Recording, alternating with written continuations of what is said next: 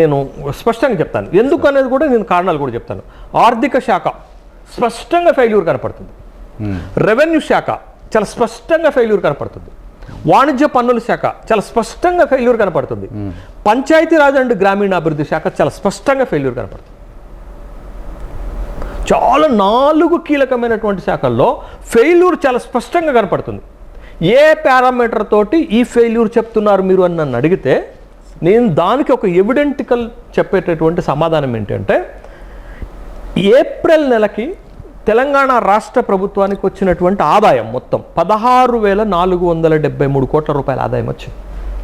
తరచూ ముఖ్యమంత్రి గారు బహిరంగ సభల్లో ఏం చెప్తున్నారు తెలుసా? తెలంగాణ నెలకు వస్తున్న ఆదాయము 18,500 కోట్ల రూపాయలు మాత్రమే, 22,000 కోట్ల రూపాయలు కావాలి రాష్ట్ర ప్రభుత్వాన్ని నడపడానికి, నాకు వస్తున్నదే 18,500 కోట్ల రూపాయలు, నేను ఎట్లా నడుపుతానంటున్నారు. కానీ 18,500 కోట్ల రూపాయలు ఏప్రిల్ మాసానికి రాలేదు రమేష్ బాబు గారు.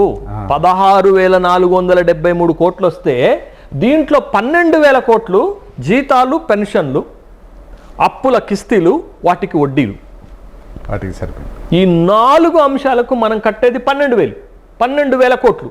మిగిలేదు ఎంత అండి? 4,473 కోట్ల రూపాయలు మిగిలి. ఈ 4,500 కోట్ల రూపాయలను మాత్రమే మనం సంక్షేమానికి ఖర్చు పెట్టాలి.